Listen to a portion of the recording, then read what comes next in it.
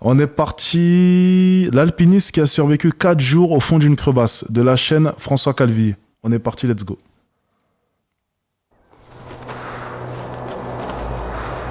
Yo tout le monde et bienvenue dans ce nouvel épisode d'Histoire de survie. Aujourd'hui les amis, je vais vous raconter une histoire incroyable qui personnellement m'a beaucoup marqué. Alors restez jusqu'au bout car croyez-moi, elle vaut vraiment le coup. C'est l'histoire de Joe Simpson et de Simon Yates, deux alpinistes qui se retrouvent piégés au sommet d'une montagne au Pérou. Pour s'en sortir, Simon est obligé de couper la corde qui les relie, entraînant la chute de Joe dans le vide. Cette histoire incroyable raconte comment Joe Simpson va survivre 4 jours après une chute de plusieurs dizaines de mètres dans une crevasse et réussir à rentrer au camp de base. Mais avant de découvrir cette histoire de survie, laissez-moi vous parler du partenaire de cette vidéo, MSI. MSI vient de sortir son nouvel ordinateur portable, le Creator Z17. Il s'agit d'un ordinateur taillé sur mesure .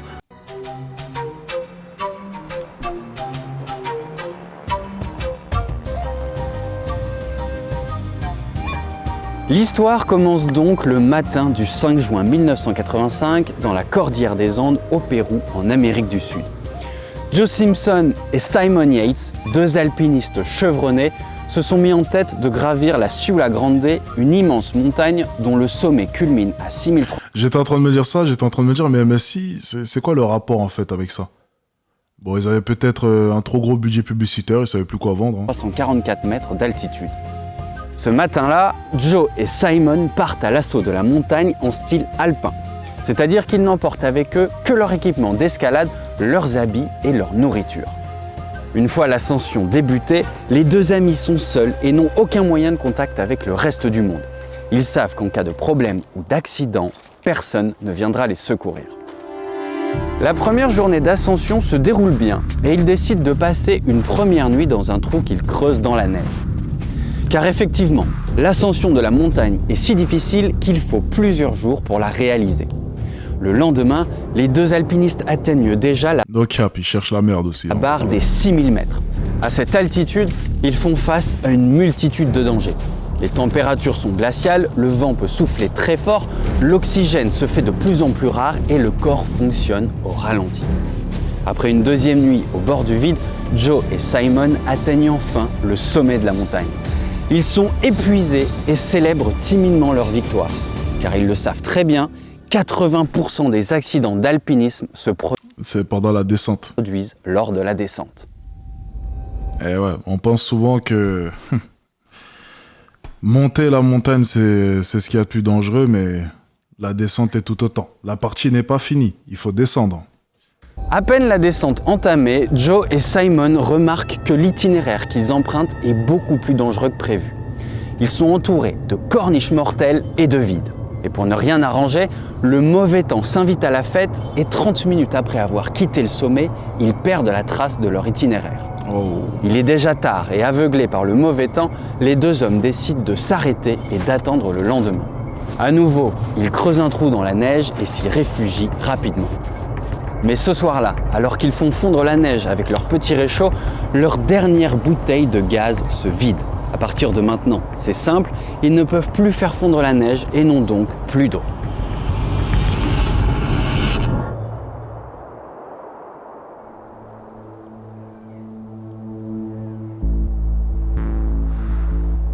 C'est le 4e jour de l'expédition. Le ciel est bleu et même s'ils n'ont plus d'eau, les deux alpinistes ont le sourire. Ils ont déjà descendu la partie la plus difficile de la montagne. Leur expédition est donc quasiment dans la poche. Alors qu'il ouvre la marche, Joe se retrouve tout à coup devant un seuil à franchir. Un seuil, c'est comme une grande marche de plusieurs mètres qu'il faut désescalader. Mais lorsqu'il plante son piolet dans la glace et se laisse tomber dans le vide, l'ancrage de Joe cède et il chute. Il se réceptionne sur les pieds, mais sa chaussure équipée de crampons se bloque sur place. Tout son poids retombe dessus et l'inévitable se produit, l'os de sa jambe se brise. Immédiatement, il comprend que son sort est scellé. À 6000 mètres d'altitude, avec une jambe cassée et sans aucun secours possible, il n'arrivera jamais à descendre de la montagne. Pire encore, si Simon, son acolyte, veut s'en sortir indemne, il va devoir l'abandonner. Mais Simon ne l'abandonne pas. Au contraire, il met au point un système pour descendre Joe à l'aide d'une corde. Simon enroule la corde autour de sa taille, s'assied et plante ses crampons dans la neige. Puis lentement, il commence à faire glisser la corde. Et ça fonctionne! Joe redescend le long de la paroi. Mais c'est une course contre la montre. Joe est en état de choc, il a perdu 1 litre de sang et est gravement déshydraté. Oh shit! Pour ne rien arranger, la nuit tombe et une tempête de neige se lève. Mais alors que Joe continue de descendre, la pente devient de plus en plus raide. Il ne le sait pas encore, mais il se dirige en fait tout droit vers un précipice. Il supplie Simon de stopper la descente, mais à cause de la tempête, ce dernier n'entend rien.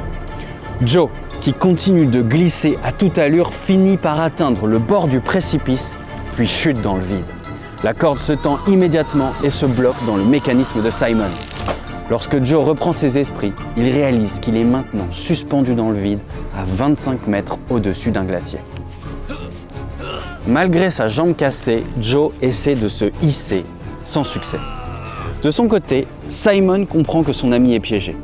Mais la corde qui les relie est si tendue qu'il ne peut lui-même plus descendre. Les heures défilent et au bout d'un moment, Simon n'a plus assez de force pour retenir son compagnon. Lentement, il glisse vers le vide, comme attiré vers sa propre mort. Joe et lui vont tous les deux chuter et mourir. Soudain, Simon se rappelle qu'un petit couteau est rangé au sommet de son sac à dos dans la poche arrière. Il n'a pas le choix, il va couper. Il hésite quelques instants, puis prend sa décision.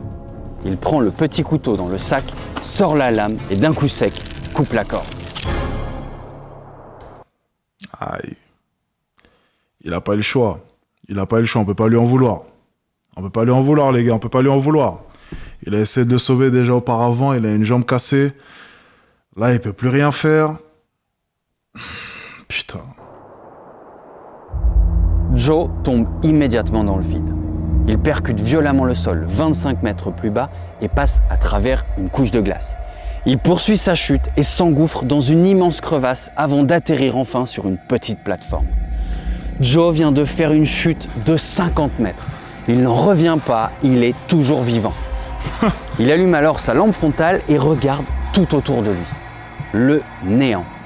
Il réalise que la plateforme sur laquelle il se trouve est minuscule. S'il avait atterri ne serait-ce que quelques centimètres à côté, il serait tombé bien plus bas et aurait été avalé par les profondeurs du glacier. Il reprend ses esprits et essaie de comprendre ce qu'il vient de se passer. Il tire sur la corde et ne rencontre bizarrement aucune résistance. Il tire encore et encore, quand tout à coup, la corde lui tombe dessus. Il en saisit l'extrémité et découvre que le bout a été tranché. Il comprend tout de suite. Simon a coupé la corde pour sauver sa propre vie. Un sentiment agréable l'envahit alors. Simon est toujours en vie et il va pouvoir l'aider à sortir de la crevasse. Pendant des heures, il hurle dans l'espoir d'être entendu. Mais personne ne vient à son secours. Seul dans le noir, au fond de son trou, Joe finit par perdre le contrôle de ses émotions. Il hurle, frappe la glace et fond en larmes.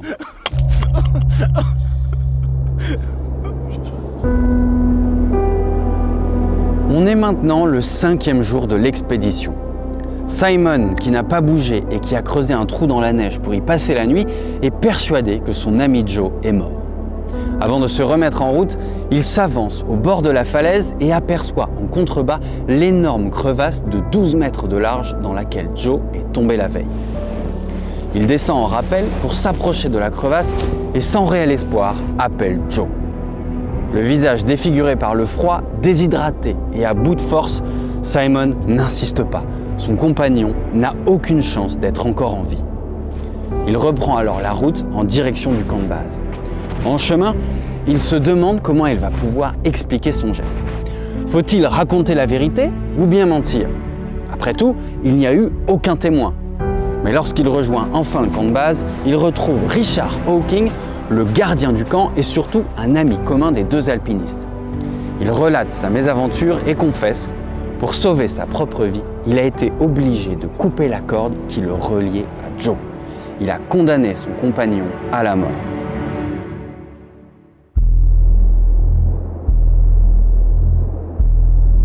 Au fond de la crevasse, Joe comprend que personne ne viendra le chercher et se rend à l'évidence, il va devoir s'en sortir tout seul. Avec le peu d'énergie qui lui reste, il tente d'abord d'escalader la paroi verticale menant à la sortie du gouffre. Mais il abandonne rapidement. Même au meilleur de sa forme, cela serait impossible. Il tente alors le tout pour le tout. Plutôt que de chercher à remonter vers la sortie, il va s'enfoncer en rappel au plus profond de la crevasse dans l'espoir de trouver une autre issue. Avant de se lancer, il prend tout de même 2 décisions. La première, ne pas regarder en bas de peur de n'apercevoir que du vide. Et la deuxième, ne pas faire de nœud au bout des 50 mètres de corde. Comme ça, s'il n'y a pas d'issue possible, la corde lui glissera entre les mains, il chutera dans le vide, dans les profondeurs du glacier, et enfin, il mourra. Il se lance.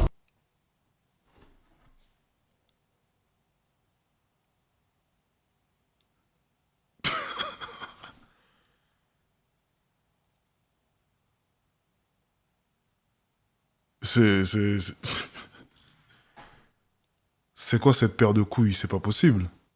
Il y a vraiment des mecs qui ont des paires de couilles comme ça?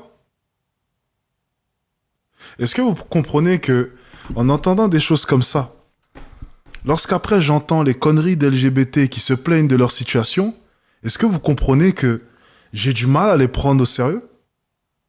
Est-ce que vous le comprenez ça? En gros, pour résumer la situation, j'ai pas capté. En gros, c'est soit il trouve une issue, soit il meurt. Donc il a décidé de descendre en rappel, de pas faire de nœud. J'imagine que le nœud aurait pu lui permettre potentiellement de remonter sur la plateforme où il était. Ok? Là, il a décidé de descendre en rappel. Et c'est soit il trouve une solution au plus profond, parce que la corde fait 50 mètres si je ne me trompe pas. C'est soit il trouve une solution en bas, mais si ça continue encore plus bas, il aura plus de corde, du coup il se laissera tomber. Voilà. C'est tout. Voilà. Il y a 2 solutions. C'est soit du coup il trouve une solution en bas, soit il meurt. Aussi simple que ça. Et après 25 mètres de rappel, c'est un miracle. Il atteint une autre petite plateforme. Lorsqu'il lève les yeux, il aperçoit une pente qui remonte doucement et un faisceau de lumière dans le plafond. Joe exulte, il vient de trouver une autre sortie. Épuisé mais heureux, il sort enfin de la crevasse, s'allonge dans la neige et regarde le ciel. Mais Joe s'est peut-être réjoui un peu trop vite. Il se trouve encore sur le glacier et il lui reste des kilomètres à parcourir avant de rejoindre le camp de base. Pour avancer, il n'a pas d'autre choix que de ramper. Par chance, il parvient à retrouver les traces de pas de Simon et se met à les suivre. Au matin du 6e jour, Joe n'a pas bu ni mangé depuis 3 jours. Au bout d'un certain temps, il aperçoit enfin des rochers, signe qu'il arrive au bout de la traversée du glacier. Immédiatement, il se débarrasse de tout son équipement pour s'alléger et enroule sa jambe dans son matelas en mousse pour former une sorte d'attelle. Au prix d'un immense effort, il continue à avancer en direction du camp de base.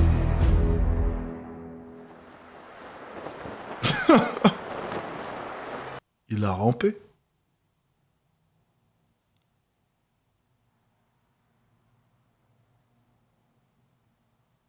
Il a rampé. On est le matin du 7e jour. Au camp de base, Simon a commencé à faire le deuil de son compagnon. Richard, le gardien du camp, s'inquiète pour la santé de Simon, dont les gelures ne guérissent pas et dont l'état psychologique est très fragile. Ensemble, ils brûlent les affaires de Joe comme pour lui dire au revoir. Puis ils prennent une décision. Demain matin, ils partiront. Il est 16h ce jour-là quand Joe atteint un lac en contrebas du glacier. Il le sait, derrière ce lac se trouve le camp de base. Mais à peine a-t-il le temps de se réjouir qu'un doute s'installe en lui. Simon est-il encore au camp de base ou est-il déjà parti? Car cela fait 3 jours que Joe a disparu. Pourquoi son compagnon serait-il resté au camp à l'attendre alors qu'il le croit mort? Joe est immédiatement anéanti par ce sentiment, mais ne peut se résoudre à abandonner. Pendant des heures, il rampe complètement désorienté. De temps en temps, il perd connaissance, puis se réveille et parcourt quelques mètres avant de sombrer à nouveau dans les vapes. That's tough. Mais à la nuit tombée, une forte odeur l'extirpe de son délire. Joe est en fait tout simplement allongé dans la zone des latrines du camp de base. Il est donc très proche des tentes. Désespéré, il hurle dans l'espoir d'attirer l'attention de Simon. Au même moment, Richard, le gardien du camp, est réveillé par un cri provenant de l'extérieur. Un doute le frappe. Serait-ce Joe? Non, c'est impossible. L'homme est mort 4 jours plus tôt. De son côté, Simon est également réveillé par des hurlements. Et surtout, il perçoit clairement son nom. Immédiatement, il se lève et bondit à l'extérieur de sa tente. Il marche en direction des cris et à 80 mètres du camp, il tombe nez à nez sur Joe. Il n'y croit pas, c'est Joe et il est bien vivant. Simon le saisit et l'emmène à l'abri. Après avoir escaladé une montagne de 6344 mètres d'altitude, s'être cassé la jambe, avoir été laissé pour mort au fond d'une crevasse et être revenu seul en rampant sur des kilomètres sans boire ni manger, Joe Simpson est enfin tiré d'affaire. Au terme de ces 7 jours passés dans la montagne, Joe a perdu un tiers de son poids total. Il est ramené à la civilisation sur le dos d'une mule et est conduit à l'hôpital 11 jours après s'être cassé la jambe. Après 2 ans et 6 opérations, Joe a pu reprendre l'alpinisme. De retour en Angleterre, Simon a été la cible de nombreuses critiques. On lui a reproché d'avoir coupé la corde de son partenaire. Mais Joe l'a... On lui a reproché... De retour en Angleterre, Simon a été la cible de nombreuses critiques. Bon, il n'avait pas le choix. On lui a reproché d'avoir coupé la corde de son partenaire. Mais Joe l'a toujours défendu, affirmant que ce geste leur avait sauvé la vie à tous les deux et surtout qu'il aurait fait exactement la même chose. Voilà, vous savez maintenant tout de cette histoire complètement folle. Crazy. Si jamais vous voulez en savoir plus, foncez regarder le documentaire La mort suspendue qui est incroyable et qui est en plus narré par Joe Simpson et Simon Yates en personne. Les amis, j'adore cette série de vidéos, c'est excellent. C'est excellent. Franchement, c'est excellent.